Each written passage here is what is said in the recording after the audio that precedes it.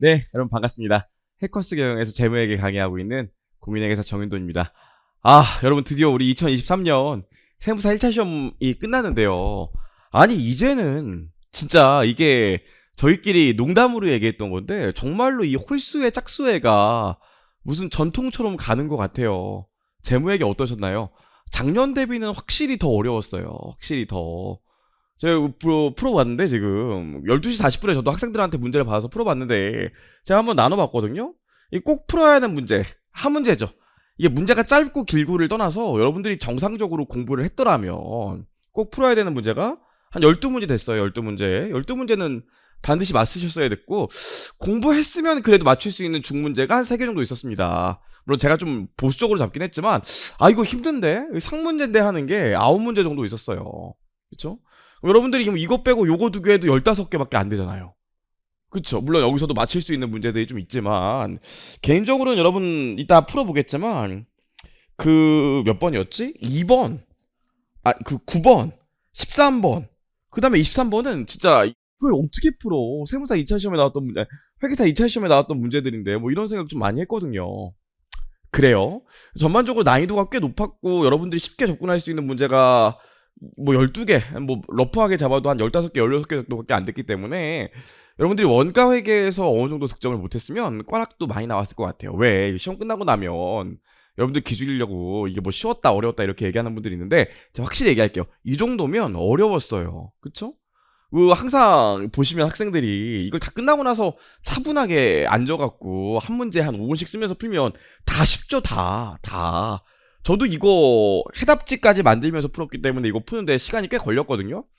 시험 보는 것처럼 풀지 않고 해답지를 하나씩 만들면서 했기 때문에 뭐 다 맞았어요. 다 몰라온 거 보니까. 강사잖아요. 그리고 저는 되게 오래 풀었잖아요. 여러분들 시험장에서 굉장히 힘들으셨을 거예요.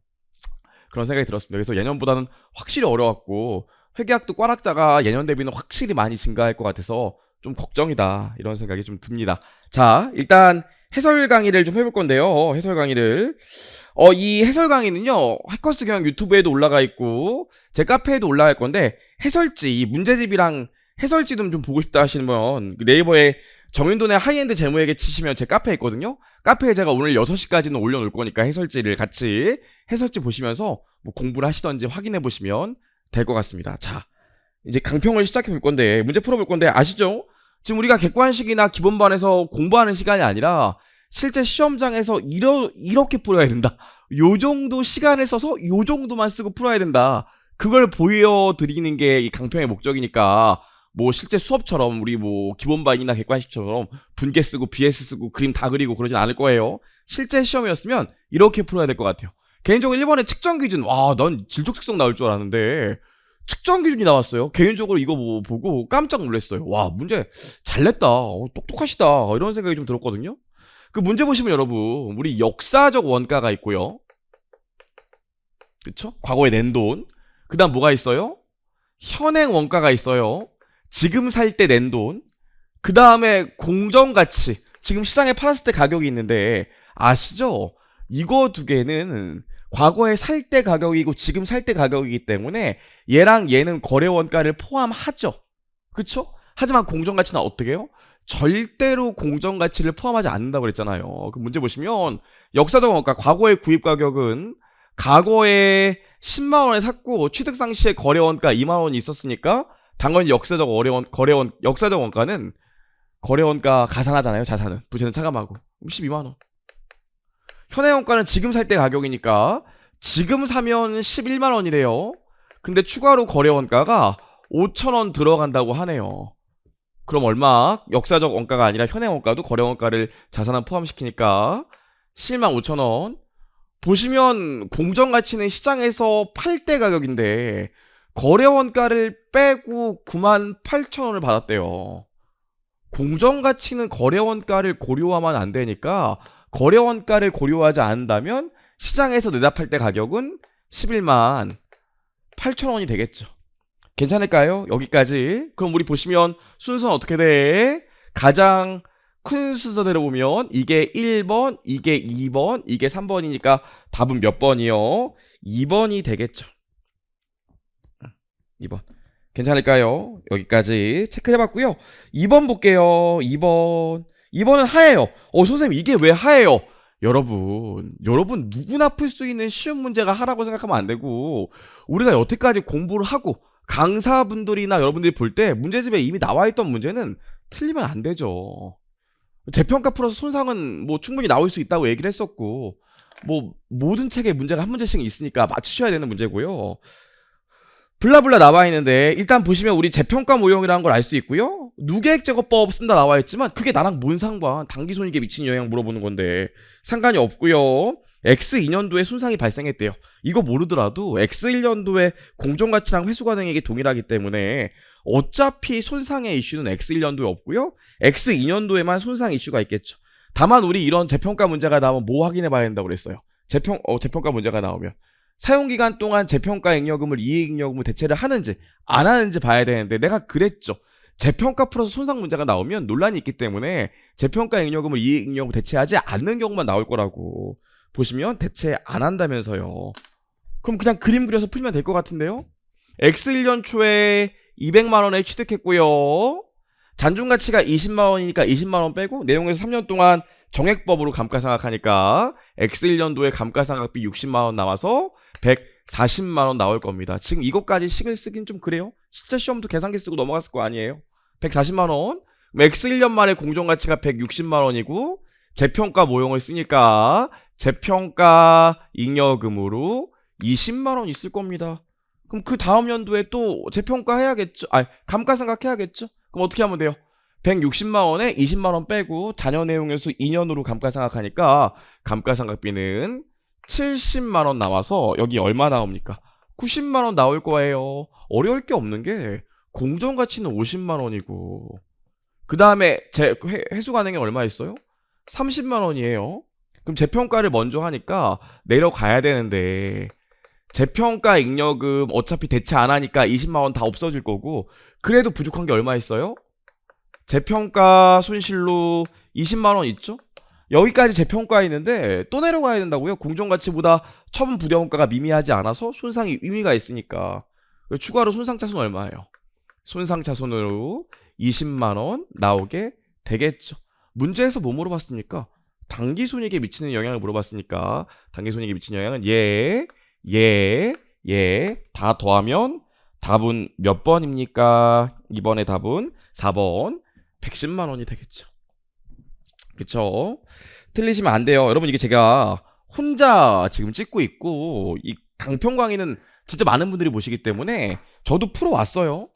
아직 해설지까지는 안 만들고 동영상을 빨리 올리려고 풀어왔거든요. 그래서 저도 중간중간에 보는 게 제가 몰라서 보는 게 아니라 어차피 제가 푼 거 보는 거고 숫자 실수하면 안 되니까 좀 보면서 할게요. 자, 여기까지 했고요. 3번 보시죠. 여러분, 3번이 어떻게 하니? 뜬구름 잡는 소리 하지 마! 이러시면 안 돼요, 여러분. 이 정도는 우리 예전에도 숫자가 됐고 책에 다 와 있으니까 연습을 했잖아, 여러분. 만약에 내가 이번에 시험 봤는데 3번이 어려워서 틀렸다. 이 진짜 솔직히 말씀드려야 되는 것 같아요. 솔직히 말씀드리면 공부가 제대로 안 됐던 거예요, 여러분. 그쵸? 그리고 3번 같은 경우에는 생각보다 계산이 그렇게 길지 않다. 자, 보세요.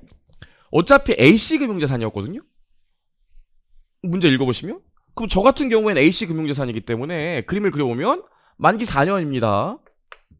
X1년, X2년, X4년. 액면금액 100만원이고 표시이자율 10%라서 10만원. 이렇게 있겠죠? 발행 시점에 유효이자율이 12%고요. 그래서 939, 240 나왔대요.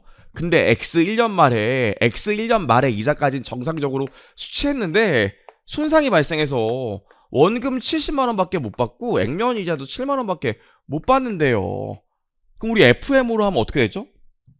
요것 때문에 이자 수익 나오고 요 현금 흐름을 10%로 땡겨온 금액이 뭐 어차피 기대신용 손실이 없긴 하지만 손상 전 상각 후 원가가 될 건데 현금 흐름이 이렇게 바뀌었잖아요. 그럼 이 변경된 현금 흐름을 현재 가치로 평가할 때 어떤 이자율로 땡겨와요? 이 문제는 심지어 X1년 말에 시장 이자율이 얼마인지 주지도 않았어요. 근데 우리 손상은 현금 흐름의 감소만 고려하기 때문에 당초에 유효 이자율 쓰잖아요. 그래서 이만큼 손상 잡겠죠. 언제 이거 다 계산하고 있을 거예요. 보시면 아무튼 요 변경된 현금 흐름을 12%의 이자율로 현재 가치 하면 386 된다? 그럼 여러분 BS를 보시면 BS 부채는 없고 어차피 A씨금융자산이 X1년도에 939240에서 X1년 말에 손상까지 인식하고 나면 666386으로 줄어들어요. 그쵸? 그리고 어떻게 돼요? 액면이자 받았으니까 액면이자로 현금이 10만원 들어오겠죠. 기억나? 당기손익에 미치는 영향을 물어봤는데 A씨 금융자산이기 때문에 어차피 기타 포괄손익에 미치는 영향은 없어요. 그럼 총포괄손익에 미치는 영향은 당기손익에 미치는 영향밖에 없겠죠. 당기손익에 미치는 영향 어떻게 구한다고 그랬어요? 주주와의 거래가 없고 부채의 변동이 없다면 총포괄손익은 자산의 변동과 일치한다고 그랬잖아요. 근데 이 문제는 어차피 기타 포괄손익에 미치는 영향이 없는 A씨 금융자산이기 때문에 당기손익에 미치는 영향은 자산의 변동으로 한 번에 구할 수 있다니까? 그럼 자산의 변동이 얼마입니까? 기초 대비 기말에 액면이자로 현금 10만원 늘었고 기초의 자산이 939240 있었는데 손상까지 인식하고 나면 기말에 A씨 금융자산이 66380 돼요. 66386 돼요. 그럼 이만큼이 뭐겠어요? 올해 1년 동안 자산 변동액이죠. 이게 당기손익이에요. 이게 이렇게 하면 금방 풀 수 있어요. 이렇게 하면 물론 FM으로 풀어서 요금액 이자 수익 구한 다음에 선상전 삼각후 원가 구하고 손상 후 삼각후 원가 구한 다음에 요거 두 개 빼개서 손상차손 구할 수도 있겠죠. 그래서 이자 수익이랑 구하고. 근데 저는 이거 보이더라고요. 이렇게 하시면 더 빠르게 구할 수 있을 것 같아요. 그래서 이렇게 계산하시면 당기손익에 미친 영향이 여기 해답처럼 172 854 나오게 돼요. 좋아요. 3번까지 봤고요. 4번 보겠습니다. 4번은 사실 제가 고민했어요. 상으로 놓을까 하로 놓을까 고민했지만 아무래도 정부 보조금이 있는데 자본적 지출이 있으면 여러분들이 또 마음이 심쿵심쿵할 것 같아서 일단 중해놨습니다. 보시면 우리 기계를 X1년 초에 얼마에 취득했죠? 200만원에 취득했고요. 정부 보조금 얼마 있어요? 정부 보조금 50만원 있어요. 자산의 차감법이고 감가상각비 물어봤어요. 그럼 감가상각비는 어떻게 돼요? 올해 발생한 감가상각비와 정부 보조금과 감가상각비를 상계하기 때문에 요거 두 개 합친 게 해당되는 연도의 감가상각비가 되는 건 아시죠? 그럼 X1년도의 감가상각비는 얼마입니까? 200만원의 단종아지빵 내용에서 5년 정액법이니까 감가상각비 40만원 나오고요. 정부 보조금 어떻게 구해요? FM으로 하지 말고 정액법이나 정률법인 정액법이나 연수합계법이라면 정부 보조금에도 해당되는 유형자산의 상각률을 곱하면 감가상각비와 상계되는 금액이 바로 나온다고 했잖아요. 그럼 이거 나누기 그냥 5년 하면 되니까 얼마? 10만원. 문제에선 물어보지 않았지만 X1년도의 감가상각비는 30만원일 겁니다. 장부금액이 얼마예요? 160만원. 이거 얼마 나와요? 40만원이겠죠? X1년 말에 각각의 금액들이. 근데 자본적 지출로 인식요건을 충족했다고 하니 자본적 지출로 100만원 가산되니까 그 당시에 장부금액이 260만원으로 바뀔 거예요. 그럼 이 금액을 기준으로 감가상각하면 얼마입니까? 봐야 되는데 260만원에다가 잔존가치가 얼마 생겼어요? 10만원 생겼죠? 어차피 정액법을 쓸 건데 내용에서 5년인데 1년 지났고 내용의 수가 추가로 1년 또 늘어났습니다. 그럼 감가상각비 얼마 나오겠어요? 50만원. 자, 여기까지는 할 건데 여러분 이거 궁금하죠? 이거 어떻게 하면 돼요? 원래 유형자산에서 정부보조금 있을 때 재평가를 하거나 손상이 있더라도 정부보조금 원래 상각비를 그냥 계속 이용한다고 했었죠. 하지만 내용의 수가 바뀌었는걸요? 그럼 얘도 어떻게 해줘야 돼? 요 시점에 정부보조금이 40만원 남아있는데 내용연수가 바뀌었으니까 얘도 다시 5년으로 나눠줘야지 이걸 계속 4년으로 나눠주면 안 될 거 아닙니까? 그럼 5년으로 나눠주면 감가상각비가 얼마 나와요? 감가상각비와 상계하는 금액이 얼마 나와요? 8만원. 그래서 손익계산서에 들어갈 감가상각비는 42만원. 4번이 답이 되겠죠. 이렇게 하면 되는데 이게 또 헷갈리면 회계처리 모양을 봐봐요. 자본적 지출을 하는 순간 현금 나가면서 기계장치 늘겠지. 그 기말의 회계처리는 어떻게 돼요? 일단 요 금액을 기준으로 감가상각비 감가상각 누계액 잡을 거니까 여러분들이 공부하셨으면 50만 원까지는 정확히 계산하셨을 거예요. 근데 이 감가상각비랑 정부 보조금이랑 상계하는 게 또 심쿵심쿵해? FM으로 하면 이렇게 돼요. 요 금액이. FM으로 하면 올해 감가상각비가 50만 원 나왔어. 자본적 지출 직후에 유형자산의 장부금액 260만 원이고 잔존가치 얼마예요? 10만 원에서 감가상각 대상 금액이 250만 원이야. 근데 요 시점을 기준으로 정부 보조금의 장부금액이 40만 원 남아있어. 이렇게 계산해도 8만 원이 나와요. 괜찮을까요? 그래서 우리가 처음 보는 유형이라고 하더라도 유추할 수 있었을 텐데 처음 하시는 분들은 좀 싱쿵싱쿵 하지 않았을까 싶어요. 사실 이렇게 안 하고 아마 150만 원을 기준으로 감가상각 계산해도 답은 똑같이 나올 겁니다. 제가 해보진 않았지만. 좋아요. 4번까지 봤고요. 5번. 재고자산 말문제 올해 나온다고 했었죠. 그쵸? 다른 시험도 재고자산이 다 말문제가 나왔기 때문에 올해 말문제가 나온다고 했었었는데 말문제 보시면 옳지 않은 것을 물어봤거든요. 다른 것들은 여러분 보시면 되는데 여러분 3번 너무 쉽지 않나요? 순실현 가능 가치를 추정할 때 재고자산의 보유 목적을 고려하지 않는다. 보유 목적을 고려합니다. 내가 정상적인 영업활동에서 판매를 목적으로 하는 경우에만 순실현 가능 가치지 목적이 바뀌면 재분류되기 때문에 당연히 측정 기준도 달라져요. 그쵸? 당연히 3번이 틀렸고요. 나머지는 여러분 읽어보시면 한 번 쓰면 봤던 문구이기 때문에 맞추실 수 있을 것 같아요. 5번은 쉬우니까 좀 넘어가 보고요. 6번. 6번도 투자부동산 말문제인데 여러분 이거 틀리시면 저 너무 속상해요. 네가 뭔데 속상하냐 이러겠지만 속상해요. 여러분 6번 보시면 답이 1번에 딱 보이죠. 우리 주 LG가 있고요. LG전자가 있어요. 주 LG가 LG전자를 지배하는데 둘은 연결재무제표를 만드는데 주 LG가 LG전자한테 쌍둥이 빌딩 임대해줬대요. 그럼 얘 별도 재무제표에서는 투자부동산으로 기재할 수 있지만 연결재무제표 입장에서는 하나의 회사이기 때문에 당연히 투자부동산으로는 절대 분류할 수가 없어요. 그래서 투자부동산으로 분류한다고 했기 때문에 틀려요. 연결재무제표에서는 자회사한테 빌려준 임대해준 부동산에 대해선 투자부동산으로 기재할 수 없어요. 연결재무제표에선. 틀렸고요. 나머지는 읽어보시면 여러분 뭐 여태까지 봤던 문구들이 다 나왔기 때문에 가려낼 수 있을 것 같고요. 틀리시면 안 돼. 6번 같은 경우에 7번 보시면 금융부채 사채 상환 문제가 나와 있는데 우리 거래원가가 같이 있는 문제가 나왔죠? 그쵸? 할 수 있었을 것 같은데 일단 이 문제 좀 꼼꼼히 와야 되는 게 발행 시점에 194504인데 사채 발행비가 92604 있대요. 여러분 봐봐요. X 1년 초에 사채를 1900 504에 발행했어. 이거 뭘로 땡겨온 거예요? 시장이자를 10%로 땡겨오겠죠.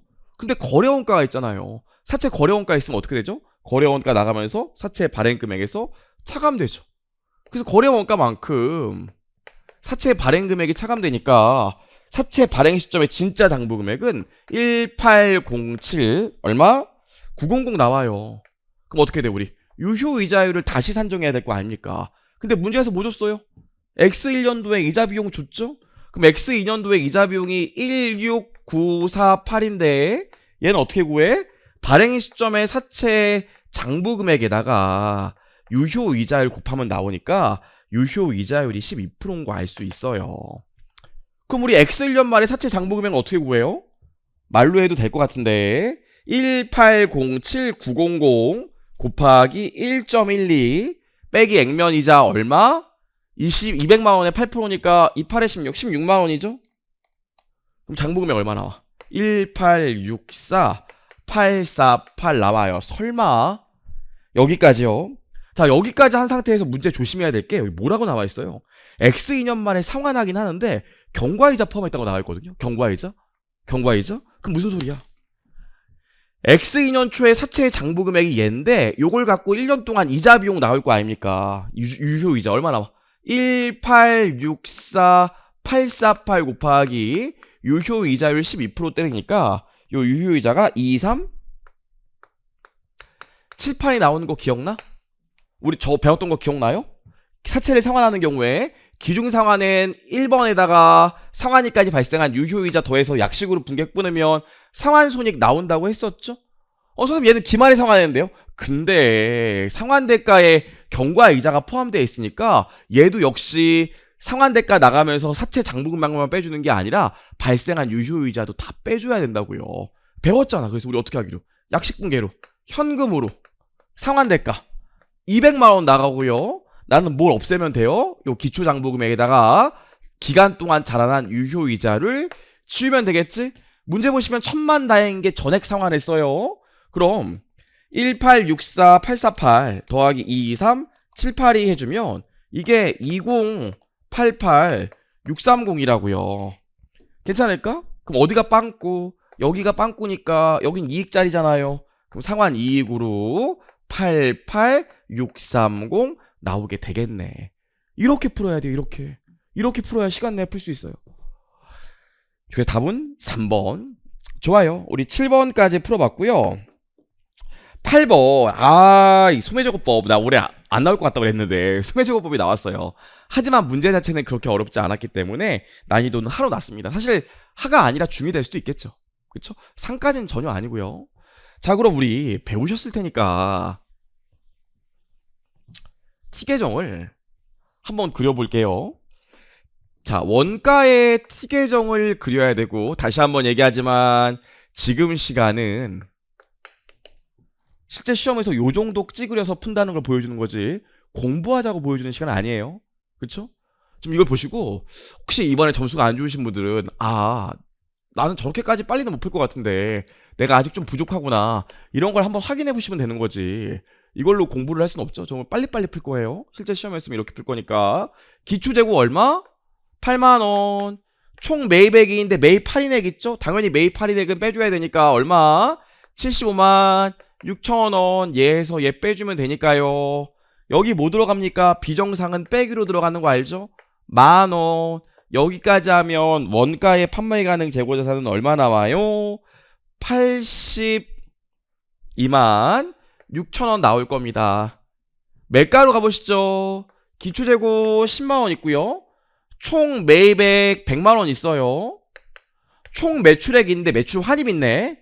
이게 소매제곱법에서 매출 할인은 매출에서 차감하지 않는다, 이런 논리를 펼치는 책도 있지만 매출 할인이 아니라 매출 환입이기 때문에 환입은 빼주는 게 맞아요. 그럼 진짜 매출액은 얼마입니까? 1026000 되겠죠? 나와 있고요. 순 인상액 95,000원 더해줘야 되고, 순 인하액 5만원 빼줘야 되고, 그 다음 여기 비정상 파손 15,000원 빼주라고 했었죠? 앞글자 김해순순비 매종종 기억나시죠? 그럼 정상 파손 여기 5만원 있는 거 5만원 넣어줘야 될 것 같네요. 괜찮을까요? 여기까지요. 여기까지 해서 대차를 맞추면 얘는 1130000 나오고요. 네, 이제 우리 뭐 구해야 돼? 기말 재고부터 대차 차익으로 구해봐야겠죠? 기말 재고 매가는 얼마? 54,000원. 그럼 얘에다 원가율을 곱해서 기말 재고 원가로 돌아가야 되는데 원가를 봤더니 뭐래요? 저가법 플러스 평균법이잖아요. 땡큐네. 저가법 플러스 평균법일 때 원가율은 82만 6천원 큰 1번에다가 요거 큰 2번인데 저가법이니까 여기서 다시 뭐 해주면 돼요? 비정상 아니야. 순 인하를 더해줘야 되죠. 순 인하 5만원 있었잖아요. 요렇게 계산하면 원가율이 70% 나오고, 하우 맞았네 알 수 있겠죠. 그럼 54,000원에 70% 때리니까 여기 얼마? 37,800원 나올 겁니다. 설마. 그럼 대차를 맞추면 매출 원가를 구할 수 있겠죠. 그럼 매출 원가 얼마 나와요? 788200 나오게 될 겁니다. 여기까지요. 근데 문제에서 이걸 물어본 게 아니라 매출 총 이익을 물어봤죠. 그럼 매출이 지금 매출 환입을 빼서 102만 6천원이었으니까 여기서 788200 매출 원가를 빼주면 매출 총 이익은 얼마 나와요? 237800 나옵니다. 답은 몇 번? 3번. 좋아요. 여기까지 봤고요. 9번은 개인적으로 이런 거 내면 어떡하냐, 이런 거. 이런 걸 내면 어떡하냐고. 제가 진짜 여러분 요즘 제가 느끼는 건데 회계사 1차 같은 경우에는 문제가 그렇게 어렵지 않아요. 문제 어렵지 않아요. 문제 어렵지 않은데도 불구하고 요즘에는 안정적으로 좀 시험을 보려면 적어도 2차 강의에는 좀 그렇다 치더라도 심화반은 좀 들어야 된다 이런 생각이 드는데 이것도 마찬가지예요. 그렇죠? 아니 진짜 사실 이렇게 내면 뭐 회계사 2차 기출 보라는 겁니까? 회계사 2차에서는 나왔던 주제이기 때문에 뭐 쉽게 할 수 있지만 아니 이게 어떻게 지금 보시면 이 라이센스 문제인데 사실 로열티 물어보는 문제거든요. 보시면 고정 대가가 있고요. 변동 대가가 있는데 사실 이것도 로열티에 대한 얘기고 이거 고정 대가는 설비 자산 얘기하는 거거든요. 그쵸? 이게 기간에 수급은 안 되는 게 지금 일단 여기 봐봐. 설비는 150만원 인도하는 시점에 대가를 받기로 했대요. 근데 얘는 어차피 자산이고 통제권이 이전되면 수익 인식할 수 있으니까 고정대가 설비 자산에 대한 건 올해 인도했겠지. 인도했으니까 장사 시작할 거 아니야. 물론 조금 애매한 게 설비 자산을 이전했다야 되는 얘기가 있어야 되는데 설비 자산 이전했어야 된다는 얘기가 없어요. 근데 상식적으로 설비를 받아야 장사를 하니까 설비를 받고 시작했겠죠. 그래서 인도했다고 가정하고 요거 다 수익 인식하면 돼요. 심지어 이 문제는 개별 판매 가격이 모두 다 배분된 금액이라 모든 개별 판매 가격을 반영한 금액이라고 했기 때문에 이걸 합쳐서 또 쪼개질 필요는 없어요. 이미 다 반영된 금액이야. 하고 나와 있고 뭐 있습니까? 라이센스 대가로 매년 매출액의 3%를 받기로 했대요. 그거 외에는 받기로 한 게 없어. 이게 내가 라이선스 해주고 매출액 몇 프로를 받기로 하면 이게 로열티거든요.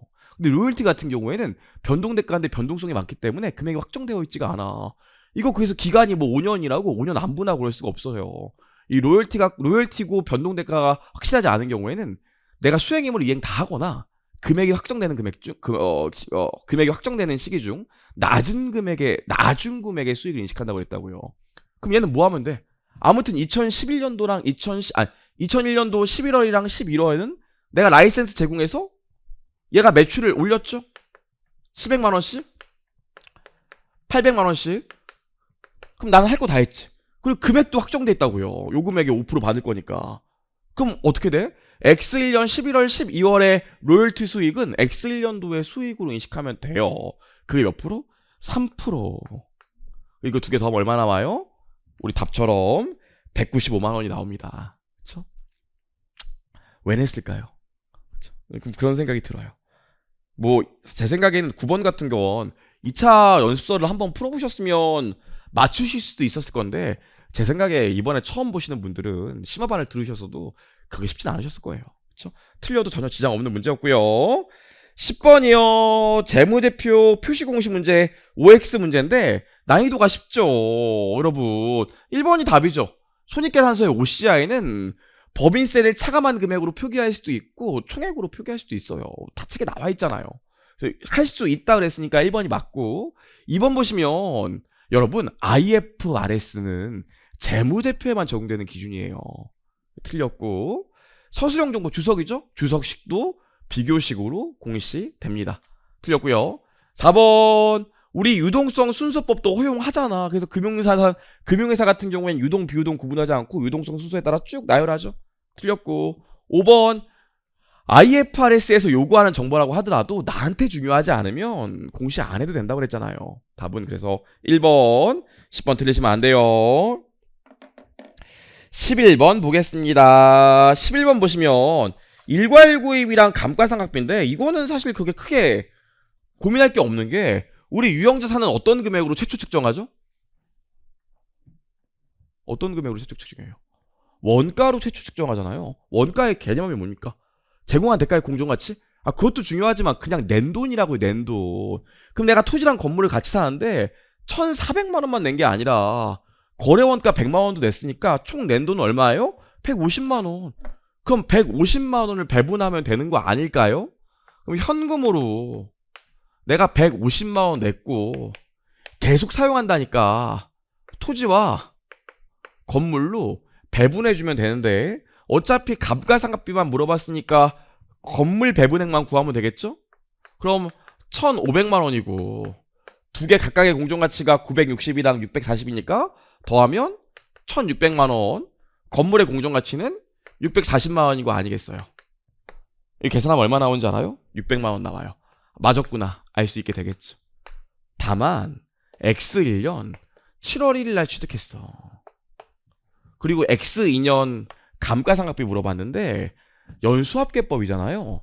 그럼 10분의 4의 상각률이 X1년도에 6개월밖에 안 쓰였으니까 X2년도에 추가로 10분의 4의 상각률이 6개월 쓰여야 되고 그 다음 10분의 3의 상각률이 6개월 쓰여줘야 되는 거 아니겠어요? 그럼 X2년도에 감가상각비는 이렇게 구하면 되겠는데 600만원 지구 600만원 빼기 잔존가치 100만원 여기다 뭐 하면 돼요? 10분의 4 곱하기 12분의 6 그 다음 또 요거에다 뭐 해주면 돼요? 10분의 3 곱하기 12분의 6 이러면 X2년도의 감가상각비가 바로 나오게 되겠죠. 그래서 하면 감가상각비가 얼마 나와요? 감가상각비가 4번 175만원 나오게 돼요. 틀리시면 안 됩니다. 여기까지 봤고요. 12번 금융부채 조건 변경인데 이거 사실 제가 왜 하라고 하면 안 될 것 같지 않아요? 중 정도는 돼야 되지 않을까요? 중? 근데 하라고 한 이유가 뭐냐면 이거 나온다고 했었고 실제로 요즘에 조건의 변경 나오면 조건 변경 손익만 물어보는 게 아니라 기말에 이자 수익까지 물어본다고 그랬죠. 이자 비용이나 이자 수익까지 물어본다고 그랬잖아요. 조건 변경이니까 이자 수익이겠죠. 이자 비용이겠죠. 그쵸? 나온다고 했었고 심지어 얘는 수수료도 없어요. 그래서 뭐 유효이자를 바뀌는 것도 없어. 그럼 하셔야지. 그럼 볼게요.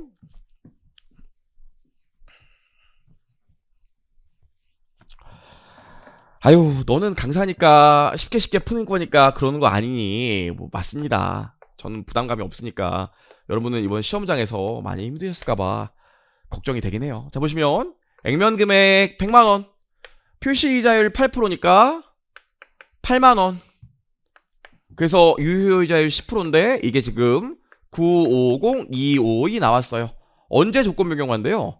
X2년 초에 조건 변경한대요. 그래서 만기를 언제까지로 늘려줘요? X5년까지로 늘려달래요.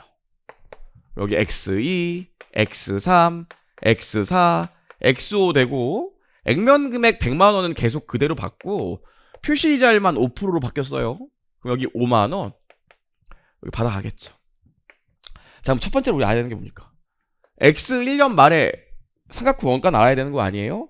요건 말로 해도 될 것 같은데 950252 곱하기 1.1 빼기 8만원 하면 되겠죠? 기초장부금액 곱하기 1 플러스 유효이자율 빼기 현금 지급에 그럼 계산하면 얼마 남아요? 장부금액이 X1년 말 X2년 말에 965252 되겠죠.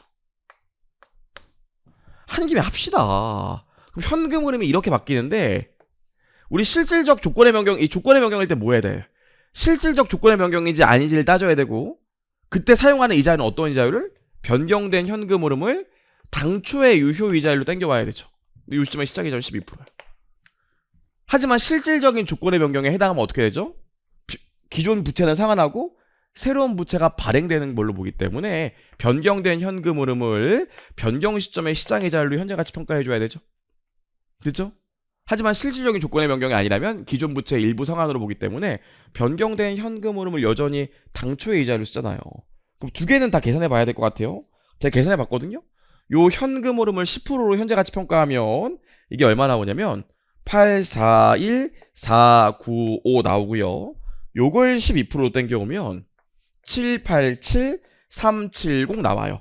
그럼 봐요 여러분. 일단 실질적인 조건의 변경을 따져봐야 되는데 실질적인 조건의 변경 어떻게 따져요?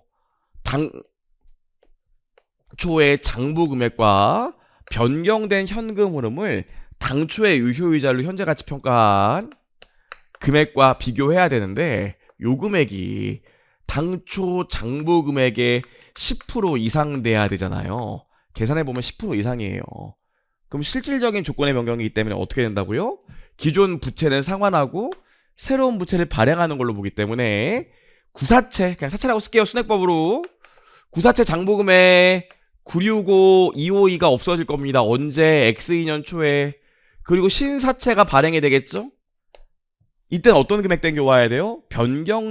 실질적인 조건의 변경에 해당한다면 새로운 사채를 발행하는 걸로 보기 때문에 변경 시점에 시장이 잘 쓴다고 그랬어요.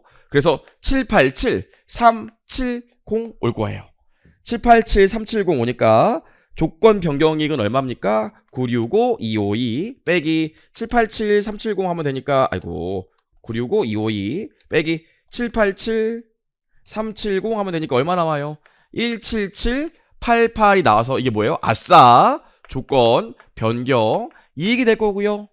문제에서 이거만 물어봤으면 딱 끝나는데, 문제는 변경 시점에 당기손익에 미친 영향을 물어본 게 아니라 요 사채가 X 2년 전체 당기손익에 미친 영향을 물어봤기 때문에 뭐 해줘야 돼요?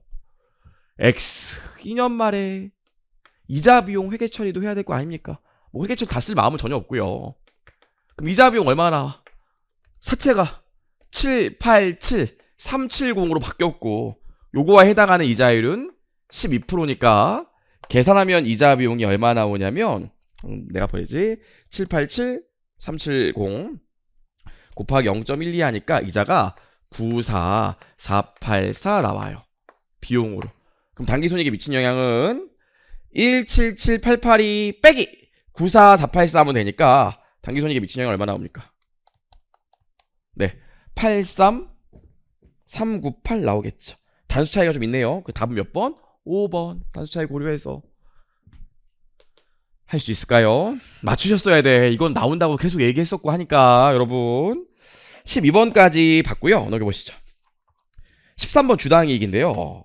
아니 장난치는 것도 아니고 뭘 두 개짜리를 줘 또. 두 개짜리 희석주당이익인데 두 개짜리거든요. 전 이렇게 생각해요. 이게 어차피 두 개짜리이기 때문에 시간 내에 풀기가 쉽지 않아. 저 같으면 그냥 찍고 넘어갔을 것 같아요. 근데 또 답이 1번도 아니고 3번도 아니고 2번이라 좀 그랬을 텐데 이거는 개인적으로 여러분들이 맞추기가 쉽지 않아요. 왜 그런지 알아요? 좀 이따 보겠지만 전환 우선주는 희석 효과가 없어요. 그래서 전환 우선주는 희석 EPS에 고려하면 안 되거든요.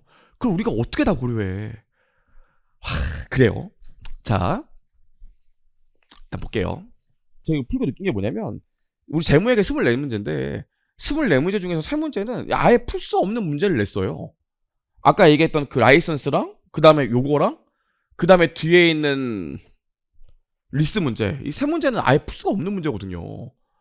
그 세 문제는 아예 틀릴 거로 생각하고 문제를 냈는데 참, 왜 그런지 모르겠어요. 그쵸? 나빠 그쵸? 자, 우리 희석 EPS 볼게요.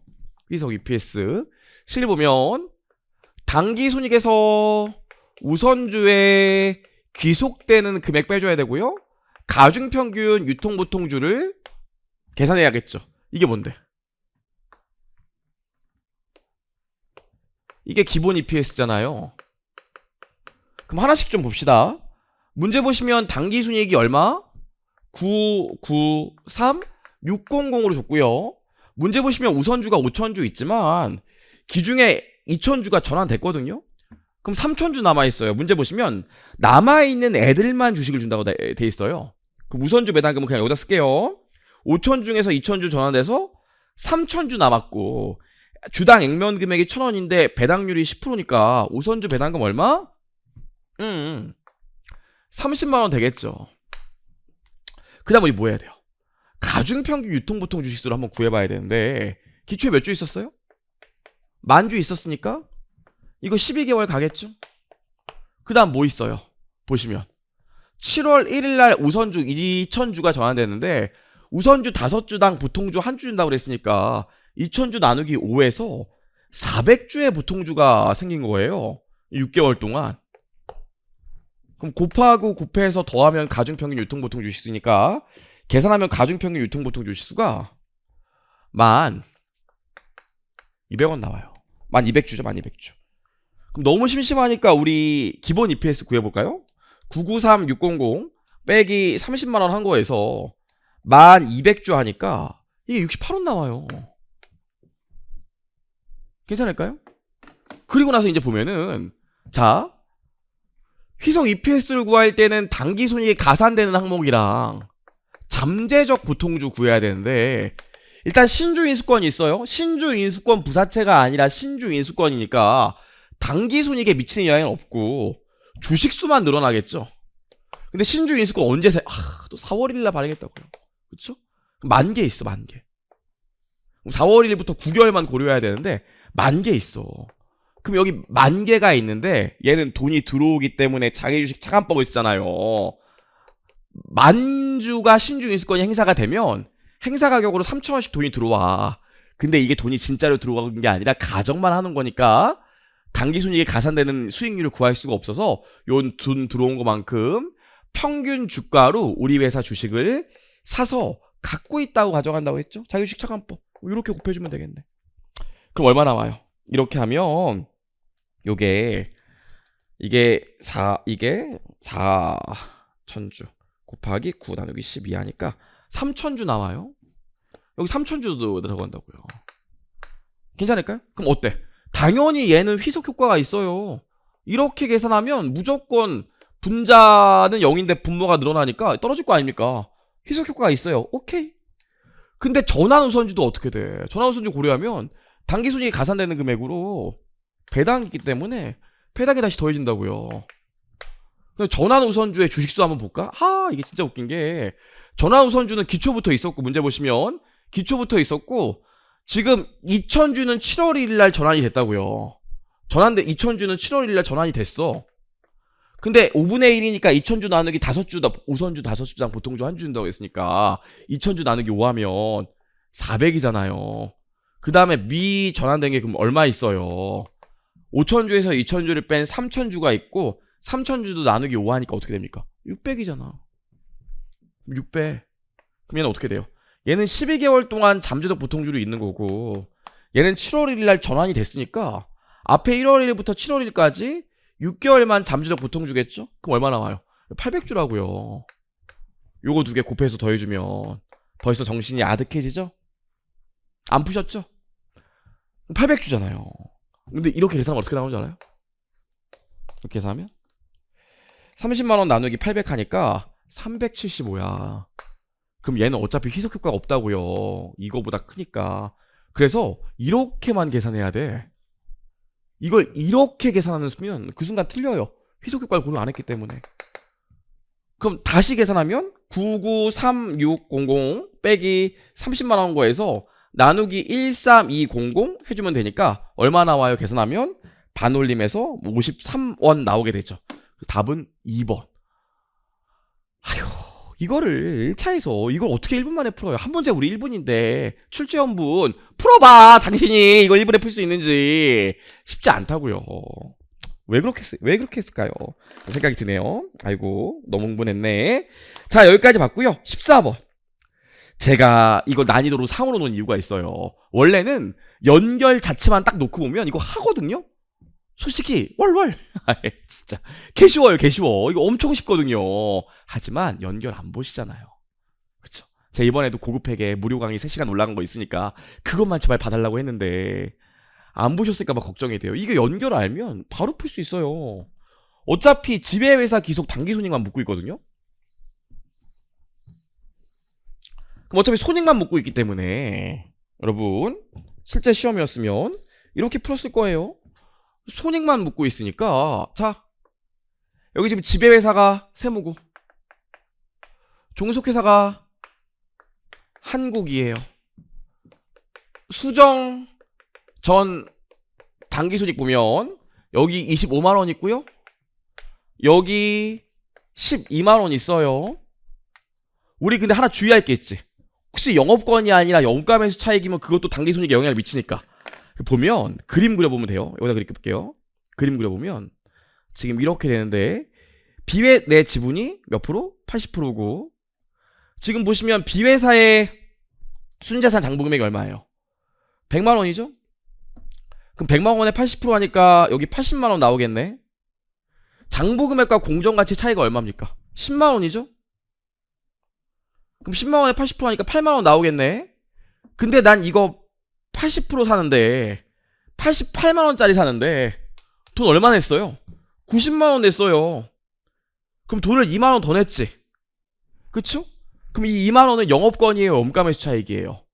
영업권이니까 당기손익에 미친 영향은 없겠네. 오케이, 됐어. 그럼 이제 여기서 이제 뭐만 해주면 돼요? 평가차액 상각이랑 내부거래 미 실현손익만 제거하면 될 것 같아요.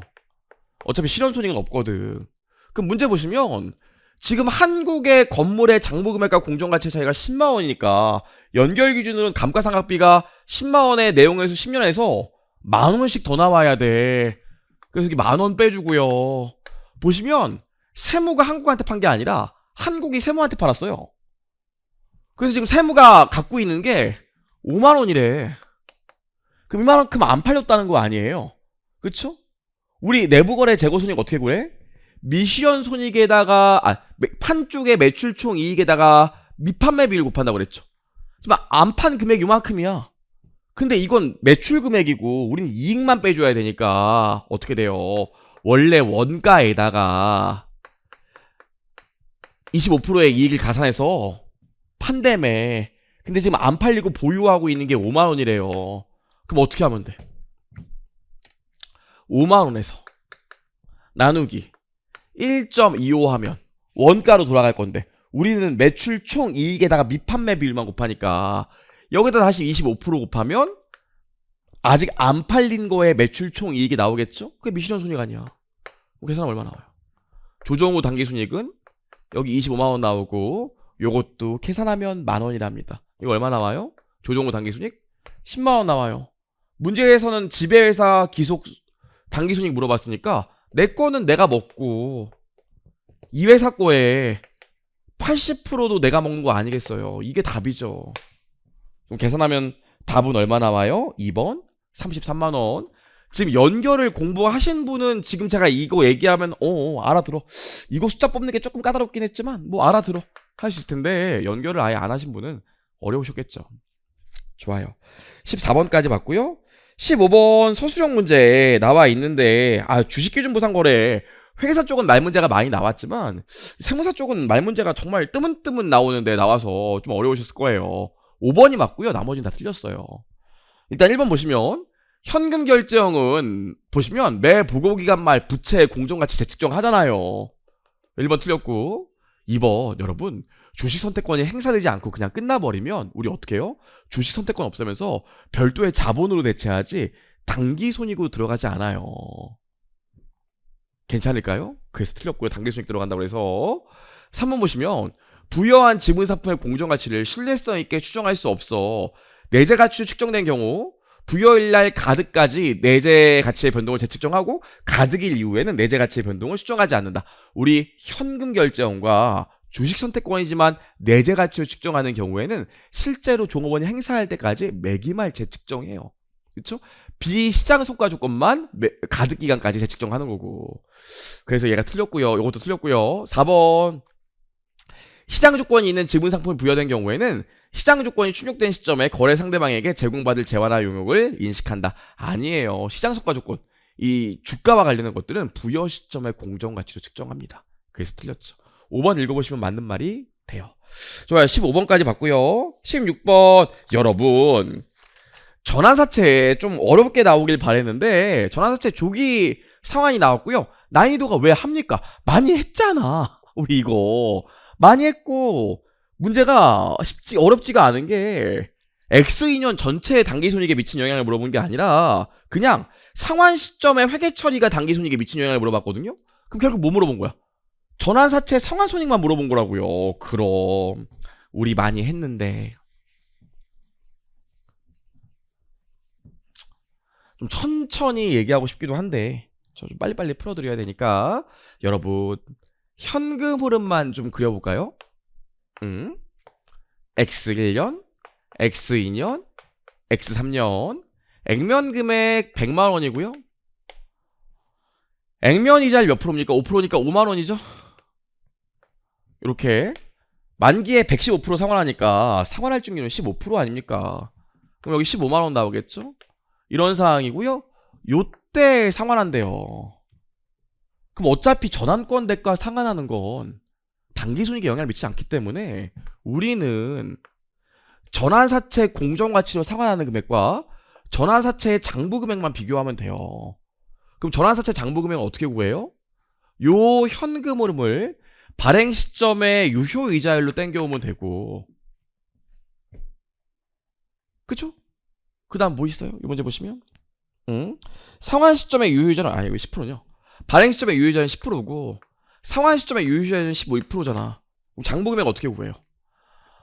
5만원 나누기 1.1 이거 다 더하면 120만원 나누기 1.1에 제곱하면 이게 전환사채의 장부금액이죠. 상환대가는 어떻게 구합니까? 공정가치로 금융자산이나 금융부채는 상환 처분하기 때문에 5만원 나누기 1.12 더하기 120만원 나누기 1.12의 제곱 그럼 상환대가예요. 대차를 맞추면 당연히 이게 이자율이 높기 때문에 이게 더 적어요. 그럼 여기 상환손익 나오겠네. 그럼 대차를 맞추면 상환손익이 35914 나와요. 선생님 50% 상환했는데 나도 알아요. 뭐 하면 돼? 50% 상환했으니까 여기 있는 모든 숫자에다가 다 50% 곱해주면 되는 거 아닙니까? 그럼 상환손익은 여기다 50% 곱하면 되니까 답은 얼마 나와요? 17957 나오게 됩니다. 단수 차이가 좀 있네요. 다음 몇 번? 4번. 이렇게 푸시면 돼요. 이렇게. 그쵸? 이걸 이렇게 안 풀고 어떻게 풀 건데요? 그러면 또 시간이 가잖아. 요즘 X1년 초부터 계산하고 있으면 뒤에 또 틀린 거예요. 하시면 될 것 같고요. 17번. 확정급여 채무인데 오랜만에 자산인식 상환효과가 아이고 잠깐만요. 으차차차차차. 오랜만에 자산인식 상환효과가 나왔어요. 근데 어차피 기초에는 자산인식 상환효과가 없기 때문에 기초에는 확정급여 채무가 더 크잖아요. 야매로 풀 수 있다고 그랬죠? 꼭 특혜정을 3개 그릴 필요는 없다고 그랬어요. 나 봐봐요. 우리 확정급여 채무에 특혜정을 그려보면 기초 있고요. 근무원가 있고요. 여기 이자 비용 있고요. 여기 OCI 있고요. 여기 지급액 있고요. 여기 기말금액 있죠. 여기 사회적립자산 특혜정 그려보면 여기 기초가 있고요. 여기 기여금 있고요. 여기 이자 수익 있고요. 여기 OCI 있고요. 여기 지급 있고요. 여기 기말 있잖아요. 숫자 그냥 넣으면 되는 거 아니에요? 확정급여 채무 기초 얼마 있습니까? 30만 5천원. 단기 근무원가 얼마 있대요? 19만원. 지급은 기말에 했네요. 이자 영향 안 미치겠네. 15만원. 이자율은 10%라고 그랬으니까 올해 이자 비용 얼마? 그냥 기초장부금액의 10% 떼면 되겠죠? 30, 500. 그쵸? 기말 확정급여 채무 얼마네요? 373, 000. 대차를 맞추면 올해 OCI 얼마 나와요? 요거 계산하면 OCI가 마이너스 2,500원 나와요. 아시죠? 이거 손실자리이기 때문에 마이너스 들어가면 보험수리적 이익인 거. 여기까지요. 그 다음에 사회적립자산 보시면 기초에 30만원 있고요. 기여 얼마 했어요? 대박인 게 18만원 했는데 기초에 했다고요. 기초에 했으니까 이자 비용은 이자 수익은 어떻게 구해? 얘 기초에 했으니까 이거 두 개 합한 거에 10%가 이자 수익이 되지 않을까? 그럼 이자 수익은 얼마 나와요? 48,000원. 요것도 실수하시는 분도 있었을 거예요. 지급액 15만원. 봐봐. 기말이 37만 5천원이에요. 사회적립자산이 확정급여 채무 기말잔액보다 크잖아요. 기말잔액이. 근데 자산인식 상한이 1,000원이래. 이거 제가 어떻게 풀면 된다고 했어요? 야매로. 이런 경우에는 확정급여 채무에다가 자산인식 상한을 더한 금액과 사회적립자산의 기말 금액 중 작은 금액을 특혜정상으로 그냥 넣으면 된다고 그랬지. 이걸 넣으면 돼요. 이걸. 이렇게 해서 대차를 맞추면 OCI가 마이너스 4,000원 나와요. 이거 하나만 조정하면 돼. 그럼 퇴직급여는 어떻게 돼요? 이거 두 개 더한 거에서 얘 뺀 게 퇴직급여니까 퇴직급여는 19만원에서 35,500원 더하고 이자 수익 38,000원 빼주면 되고요. OCI는 제가 어떻게 구해? 이거 빼기 얘라고 그랬죠. 그럼 마이너스 4,000원에서 빼기 마이너스 2,500원 하면 되니까 마이너스 1,500원 나오겠네.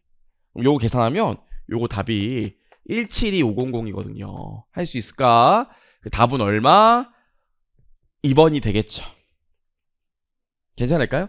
여러분 사실 얘는 한 5년 전에 세무사 1차에 이미 기출됐던 유형이랑 거의 비슷해요. 차이가 있다면 기여금 기초에 지급하는 요 차이밖에 없는데 모든 객관식 책에 유형이 있다고요. 요거만 조심하셨으면 사실 틀리면 안 돼요. 좀 속상해서 그래요. 속상해서. 자 여기까지 봤고요. 18번 법인세 말 문제가 나왔는데 사실 너무나 명확해요. 나머지는 읽어보면 다 옳은 걸 말 수 있고요. 1번 아니 여러분 세무상 기준액은 뭡니까? 장부금액이잖아. 세무상 기준금액 장부금액은 뭐예요? 내가 돈 낸 거. 내가 이 자산을 구입하기 위해 돈 낸 게 자산의 장부금액이에요. 세무상. 근데 이거 뭐래? 미래 경제적 효익이 세무상 가산될 금액을 더한 금액이래. 무슨 말도 안 되는 소리를 하고 있어요. 이건 읽어보면 1번이 바로 틀렸다는 걸 알 수 있어요. 우리 세법은 우리 여러분 아시죠? 우리 아주 쉽게 얘기하면 그냥 권리의무 확정주의지만 현금주의잖아. 근데 무슨 미래에 돈 벌 걸 다 가산해서 세무상 장부금액으로 잡습니까? 말이 안 되잖아요. 1번이 틀렸고요. 나머지 읽어보시면 알 수 있어요. 지금 실제 시험장에서 이 정도 얘기한다는 거지 제가 지금 뭐 이런 거 설명하고 싶진 않아요. 그러려고 지금 강평하는 게 아니니까 여기까지 봤고요. 19번 올해 현금흐름표 영업활동 현금흐름 간접법 나온다고 제가 했었죠. 그쵸? 근데 되게 쉽게 나왔어요 여러분. 되게 쉽게. 왜냐면 영업에서 창출된 현금흐름과 영업활동 순현금흐름을 구분하는 문제라면 좀 어려워. 근데 이 문제는 너무 웃긴 게 뭐냐면 영업에서 창출된 현금 흐름을 물어보지 않고 그냥 영업활동 순현금 흐름을 물어봤거든요. 우리 원래 제대로 FM을 하면 현금 흐름표 구할 때 여기 당기순이익이 있고요. 영업활동과 관련이 없는 손익 빼주고 그 다음에 이자, 배당, 법인세 빼주고 플러스 마이너스 영업활동과 관련이 있는 자산부채의 증감 고려해서 영업에서 창출된 현금 흐름 구하죠. 거기서 이자, 배당, 법인세 직접법으로 현금 갖다 붙여서 영업활동 순 현금 흐름 구하잖아요. 맞아. IFRS는 이렇게 해요. 근데 얘랑 얘를 구분하지 않으면 이게 이거랑도 똑같다고. 당기순이익에서 영업활동과 관련 없는 손익 빼고 플러스 마이너스 영업활동과 관련 있는 자산부채 증감 고려하면 영업활동 순현금 흐름이 똑같이 나와요. 문제에서 이거 구분하라고 안 했잖아. 그럼 이렇게 풀면 바로 구할 수 있어요. 뭐하러 이렇게 하냐고요. 그럼 영업활동 순현금 흐름이 10만원이고요 법인세 비용 영업활동과 관련 있지. 여기서도 고려할 필요 없어. 대손상각비 일반적으로 문제에서 얘기하는 대손상각비는 매출채권과 관련된 거니까 고려할 필요 없어요. 감가상각비는 고려해야겠지. 그래서 얼마? 부호가 바뀌니까 플러스로 오고요. 사채 이자 비용 영업활동 맞아. 액면 이자는 상가액만 영업활동에 포함되지 않고 재무활동으로 가야 되니까 상가액에 포함되는 이자 비용 10,000원만 다시 더해주면 돼요. 토지 처분이익 이것도 영업활동과 관련이 없으니까 빼줘야 되는데 부호가 바뀌니까 빼기로 들어가겠죠. 미지급 이자의 감소 영업활동과 관련된 거기 때문에 고려할 필요가 없어요. 매출채권 영업활동과 관련된 미안해요. 미지급 이자 영업활동과 관련있는 자산부채 증감이 맞죠? 그 부채가 감소했으니까 어떻게 해야 돼? 현금의 감소 매출채권이 증가했대요. 영업활동과 관련이 있잖아요. 자산의 증가는 현금의 감소 법인세 부채 영업활동과 관련 있는 거 맞잖아요. 부채의 증가는 현금의 증가. 끝이에요. 이렇게 해서 역산하면 당기손익에 미친 영향이 당기손익이 1, 2로 000 나와요. 역산해서 들어가면. 그래서 사실 영업활동 현금 흐름이랑 영업활동에서 창출된 현금이랑 영업활동 순현금 흐름을 구분하지 않는 문제는 이렇게 풀면 바로 답이 나와요. 이걸 굳이 또 이렇게 쪼갤 필요가 없다고요. 쪼개면 엄청 긴 문제가 되겠지. 그래요. 여기까지 한번 봤고요. 20번 보겠습니다. 실제 시험했으면 저는 이렇게 풀었을 거니까요. 20번 충당부채 말문제 나온다고 했는데 뭐 엄청 쉬웠죠. 몇 번이 틀렸어요? 4번이 틀렸어요. 아시죠? 서울 공장을 위해서 만든 충당부채를 돈이 남았다고 부산 공장에 있는 충당부채 모자란 금액에 갖다 쓸 수 없다고 그랬잖아요. 그게 4번 얘기죠. 당초에 다른 목적으로 인식된 충당부채를 그 목적이 아닌 다른 지출에 사용할 수 없어요. 틀렸고요. 21번 하죠. 여러분 문제 자체는 어려워. 기간 간भा분도 있고 기간 내분도 있고. 하지만 뭐 있어. 세율이 일정하다며. 우리 어떻게 하기로 했어요? 세율이 일정하면 법인세 비용 차감전 순익에서 영구적 차이다만 더한 다음에 세율 곱하면 그게 법인세 비용이 된다고 그랬죠? 이렇게 풀어야지. 이걸 뭐 어떻게 풀 건데요? 이거 기간 내 매분 다 할 거야? 그 문제가 엄청 긴데요? 그래서 100만원에서 접대비 한도초가 5만원 더한 다음에 세율 20% 때리면 법인세 비용이 얼마 나와요? 21만원 나옵니다. 이렇게 풀고 넘어가는 거예요. 이렇게. 아, 선생님 저는 제대로 한번 해보고 싶은데 그거는 강평 말고 다음에 하도록 하고요. 실제 시험이었으면 이렇게 풀어야 된다고. 이 강평의 목적은 실제 시험이었으면 요 정도 쓰고 요 정도 판단해서 푸는 걸 보여드리려고 하고 있는 거지. 배우는 시간은 아니에요. 좋아요. 21번까지 봤고요. 22번은 개인적으로 좀 어려웠습니다. 그쵸? 사실 이런 유형이 이게 자기지분 상품에 대한 얘기가 좀 나와 있는데, 자기지분 상품 거래에 대한 얘기가 나와 있는데, 이런 유형이 2010년도 11년도 초반에 좀 나오고 진짜 거의 안 나왔거든요. 회계사도 세무사도. 근데 그게 나와서 여러분들이 조금 어렵게 느끼지 않으실까 싶어요. 답은 5번이고요. 일단 나머지 것들은 여러분 보시면 맞습니다. 우리 자본은 공정가치 평가 안 하잖아. 1번 맞고요. 2번 수량이 확정되어 있으면 자본으로 분류해요. 맞고요. 우리 자기주식과 관련돼서는 자본 거래를 보지 절대로 단기 손익이 안 들어가잖아요. 맞고요. 액면 발행했는데 거래 원가가 있으면 주발초가 아니라 주할차로, 자본금을 까지 않고 주할차로 차변에 기재하겠죠. 맞죠? 5번 보시면 나와 있는데 여러분, 자기지분 상품 거래, 예를 들어서 내가 물건을 외상으로 사오면서 주식을 주기로 했대. 이런 자기지분 상품 거래 같은 경우에 주식의 수량이 확정되어 있으면 자본이에요. 하지만 주식의 수량이 확정되어 있는 게 아니라 금액이 확정되어 있어. 내가 10만원에 해당하는 우리 회사 주식을 줄게. 그럼 주가의 변동에 따라 주식수는 바뀔 거 아닙니까? 이런 경우엔 부채로 분류합니다. 그래서 5번 보시면 보유자가 발행자에게 특정일이나 그 후에 확정되었거나 결정 가능한 금액으로 상환해 줄 것을 청구할 수 있는 권리가 있는 우선주 나와 있는데, 금액이 확정되어 있는 경우에는 지분 상품이 아니라 부채로 분류해요. 여기서 만약에 주식수가 확정되어 있다고 하면 그런 경우엔 지분 상품이 맞습니다. 이것도 제가 가르치지 않은 거긴 해요. 그렇죠? 왜냐면 이게 한 10년 동안 계속 출제가 안 됐던 주제이기 때문에 자기지분 상품 얘기를 안 했었는데 출제가 됐네요. 좋아요. 여기까지 봤고요. 24번은 개인적으로 이게 연습서에서도 저도 이 유예생만 하라고 하거나 연습서에서도 아예 얘기를 안 하는 경우가 있는데 이걸 냈어요. 난 이걸 왜 냈나 이런 생각이 들었어요. 이거 진짜 이게 리스 변경이거든요. 범위가 좁아지는. 근데 범위가 좁아지는 게 우리 옛날에 세무사 2차 시험에는 면적이 줄어드는 게 나왔는데 얘는 그냥 기간이 줄어요.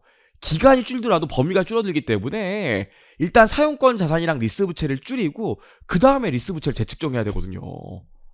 이걸 개인적으로 이거는 맞출 수가 없어요. 이 1차 공부하시는 분들은 2차생도 사실 쉽지 않았을 텐데 좀 그랬습니다. 봐봐요. X1년 말에 사용권 자산이 지금 248, 408 있고 리스 부채가 257, 707 있어요. 근데 리스 기간을 3년에서 2년으로 줄인다는 거예요. 그럼 이 경우에 제일 먼저 회계 처리해야 될 게 우리 범위를 줄여야 돼요. 그럼 어떻게 되냐면 사용권 자산이 좀 줄어들고요. 리스 부채가 줄어들거든요. 이거 어떻게 줄어들냐면 사용권 자산 248, 408 있는데 이게 3년 쓸 걸 가정한 거잖아. 근데 이제 2년 쓸 거기 때문에 1년은 줄어야 돼요. 그래서 이렇게 계산하면 이게 얼마 나오냐면 82803 나와요. 82803. 리스 부채도 보면 장부 금액은 지금 257, 707인데 나 이제 2년 동안 10만원 받을 거거든요. 그럼 10만원 곱하기 2년의 이자율은 당초 이자를 써줘요. 범위를 줄이는 것까지는 당초의 이자율을 쓰기 때문에 10% 쓴다고요. 당초 이자율이 8%군요. 당초 이자율 8%, 변경 시점의 이자율이 10%, 8% 쓴다고요. 참. 그래서 이거 8% 계산하면 이게 얼마 나오냐면 이게 178, 330 나와요. 그럼 아무튼 리스 부채가 이렇게 줄어드니까 이 리스 부채가 79377만큼 줄어요. 79,377만큼 줄거든? 그럼 이게 뭐가 돼? 리스 부채 조건 변경 손실이 돼서요. 요 금액이 3, 4, 2, 6이고 요 금액 당기손익에 반영돼. 여기까지 하고 두 번째로 뭐 하냐면 두 번째로 리스 부채를 재측정해요. 왜냐면 변경 시점에 지금 이자율이 10%거든요. 그럼 나는 지금 리스 부채가 178330인데 이제 바뀌기 때문에 10만원 곱하기 2년의 변경 시점의 시장 이자율 10% 씁니다. 그럼 이게 리스 부채가 173550으로 바뀌어야 돼. 그럼 이거 또 줄어든다고요. 그럼 리스 부채가 4780만큼 줄어요. 그래서 굳이 회계 처리를 여기 써보면 이것 때문에 리스 부채가 4780 줄고요. 사용권 자산이 4780 줄어요. 그럼 봐봐. 사용권 자산 얼마 주는 거예요? 지금 82803 범위의 축소로 줄고 리스 부채 재측정으로 4780 줄거든요. 그래서 리스 부채가 사용권 자산이 160825가 돼. 이거 2년 동안 생각할 거야 이제. 리스 부채는 어떻게 돼요? 리스 부채도 79377 줄고 사실 쓸 필요가 없는데 4780 줄어서 우리 요거 지금 계산해놓은 요 숫자 173550이 되고 여기서 또 뭐가 나와요? 2년 동안 이자 비용이 발생하겠죠. 이자를 10% 타고 가니까. 그럼 우리 기말에 이거는 X2년 초에 회계 처리고 X2년 말에 기말에 또 뭐 해줘야 돼? 여기서 감가상각비 나올 거 아닙니까? 그럼 감가상각비는 160825에다가 어차피 뭐 보증 부분이 없고 문제 온 게 없기 때문에 그냥 0이야. 잔존가치는 2년으로 감가상각하면 되니까 감가상각비가 80413 나오게 됩니다. 그쵸? 그럼 우리 또 여기서 뭐 나와요? 이자 비용 나와야 될 거 아니야. 그럼 리스 부채가 지금 173550으로 바뀌었고 적용되는 이자율이 10%니까 이자 비용은 17355 나오겠죠. 와 진짜 너무해. 그럼 당기손익에 미친 영향은 이거 하면 80413 더하기 17355 하면 97768인데 아니야. 모두 있어요? 조건 변경 손실도 있다고요. 그럼 3426 하니까 얼마 나와요? 답은 101194 4번이요. 진짜 여러분 이거는 못 맞춰요. 1차생들은 처음 1차 보는 분들은 이걸 객관식에서 가르치는 선생님도 많지가 않고 없을 거예요. 이런 게 나왔구나 하시면 돼요. 그쵸? 왜 냈을까요? 참 모르겠어요. 자 여기까지 봤고요. 24번 오류수정이야. 오류수정이 무난한데 이게 또 지분법이 껴있어가지고 상을 넣었어요. 지분법이 없었으면 중정도 됐을 텐데. 지분법 제가 고급회계 우리 1차 목적으로는 진짜 몇 시간만 보면 된다고 그랬는데 무료로 올려놓은 특강이 있잖아요. 자 보시면 정산표로 풀면 되는 문제죠. 정산표 뭐 굳이 써보면 X1년 X2년 지금 수정전 당기손익을 보면 X1년도는 뭐 안 좋고 문제에서 X2년도에 수정전 당기손익이 50만원이래요. 하나씩 해봅시다. 재고자산 보시면 X1년도 재고랑 X2년도 재고가 있는데 X1년도에 자산을 과대 계상했대. 그럼 자산을 내리겠지. 그럼 BS상으로 자산이 내려가면 이익도 내려가요. 그래서 여기 얼마와 마이너스 만원 오는데 자동조정 오르기 때문에 그 다음 연도에 반대효과 일어나는 거 아시죠? X2년 만에 기말 재고자산을 과소평가했대. 그럼 자산 올려줘야 될 거 아니야. 자산 올라가면 이익도 올라가요. 여기 5,000원. 물론 그 다음 연도에 반대효과가 일어나겠지만 올해까지 물어봤으니까. 두 번째로 미지급 이자 볼게요. 미지급 이자도 X1년이랑 X2년이 있는데 부채를 과소계상했대요. 그 부채가 늘어나면 이익은 줄어들겠지? 그래서 여기 마이너스 7,000원 오고요. 얘도 자동조정 항목이니까 그 다음 연도에 반대효과가 올 거고 X2년도에 부채를 또 과소계상했으니까 부채 늘려주면 이익이 또 떨어지겠죠. 자 여기까지는 했을 거야. 여기까지는 설마 여기까지는 우리 여기까지 하고 나서 뭐 해야 돼요? 이제 지분법 해야 되잖아요. 그럼 우리 지금 지분법 관계기업 투자식을 보면 지분법을 적용해야 되는 관계기업 투자식을 보면 이슈가 두 개 있죠. 첫 번째 배당금, 현금 배당 받은 거. 그 다음 뭐 있어요? 지분법 이익을 계산 안 했잖아. 지금 원가법 썼다면서요. 원가법 썼기 때문에 분명히 배당금 받은 거 수익 잡았을 거라고요. 근데 지분법은 적용하면 어떻게 돼? 배당금 받으면 현금 배당만큼 관계기업 투자식을 줄여주잖아요. 그럼 배당금 수익을 취소해야 되니까 배당금 6,000원 받은 것만큼 당기순이익에 마이너스 해야 될 겁니다. 배당금 수익 잡았을 거 아니에요. 근데 우리 지분법 하에서는 투자주식의 감소로 처리하지 수익으로 처리하지 않잖아요. 그리고 뭐 있어요? 피투자회사가 당기순이익이 40만원 있으면 내 지분율이 30%니까 40만원에 30%한 것만큼 관계기업 투자주식을 12만원 늘리고 지분법 이익 12만원 했어야 되는데 원가법 썼다는 소리는 이거 안 했다는 소리 아닙니까? 그럼 40만원에 30%한 12만원을 지분법 이익으로 잡았어야 돼. 이렇게 쭉 계산하면 수정후 당기순이익이 얼마 나와요? 63만 3천원 나오게 돼요. 답은 4번. 여기까지요.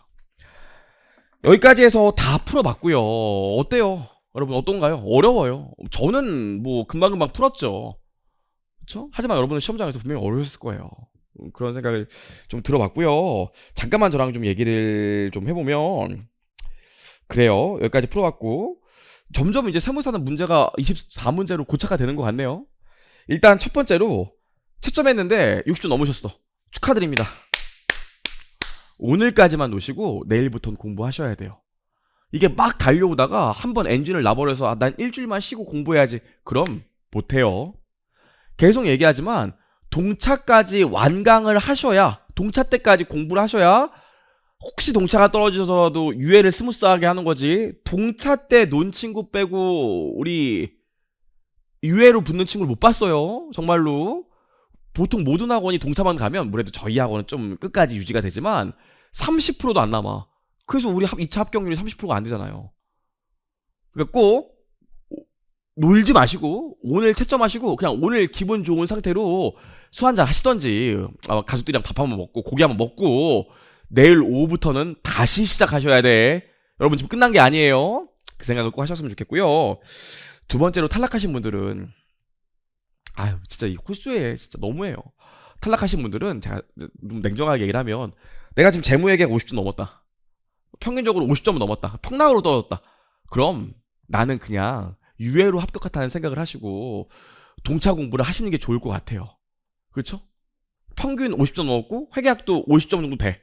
그럼 나는 그냥 지금 올해 붙었는데 동차 떨어지고 유예가 된다는 생각으로 동차 공부를 그냥 하세요.